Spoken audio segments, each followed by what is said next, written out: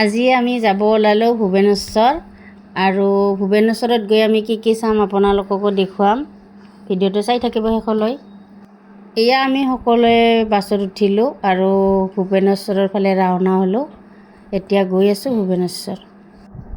এয়া আমি আহিলোঁ ভুৱনেশ্বৰ আৰু আমি এতিয়া ভুৱনেশ্বৰৰ ৰাস্তাত আছোঁ আৰু আমি এনেকৈয়ে গৈ আছোঁ ভুৱনেশ্বৰ। আৰু এয়া আমি গৈ আছোঁ কিমান ধুনীয়া প্ৰাকৃতিক সৌন্দৰ্য, সেউজীয়া পৰিৱেশ দেখিলে বহুত ভাল লাগে।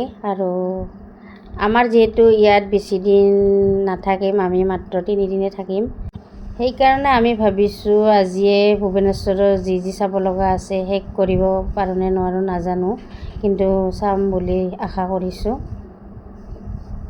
উৰিষ্যা ভুৱনেশ্বৰ যোনফালে গৈছোঁ সোনফালে সেউজীয়া পৰিৱেশ। আৰু এয়া আমি আহি পালোঁ ভুৱনেশ্বৰৰ সূৰ্য মন্দিৰ আৰু সূৰ্য মন্দিৰৰ এয়া হৈছে মিউজিয়াম আৰু আমি ইয়াতে সোমালোঁ আৰু এনেকৈ ফটোবিলাক ইয়াতে লগাই থৈছে আৰু এইবিলাক আমি পঢ়িব নাজানো কাৰণ সিহঁতৰ ভাষাত লিখি থৈ দিছে এনে। আৰু ফটো অলপমান আপোনালোকক দেখুৱালোঁ।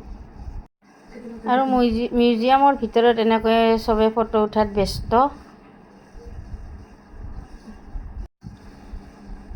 তাৰপিছত আৰু আমি এনেকৈয়ে চাই গৈ আছোঁ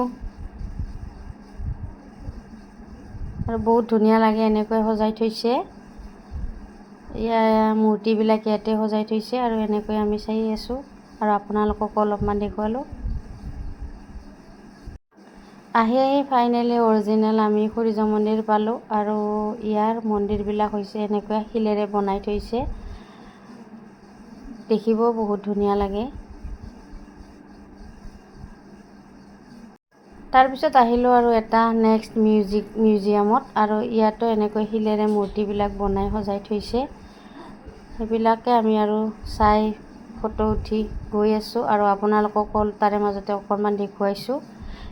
এয়া আছিল ভুৱনেশ্বৰৰ ভিডিঅ' আৰু নেক্সট দেখিবলৈ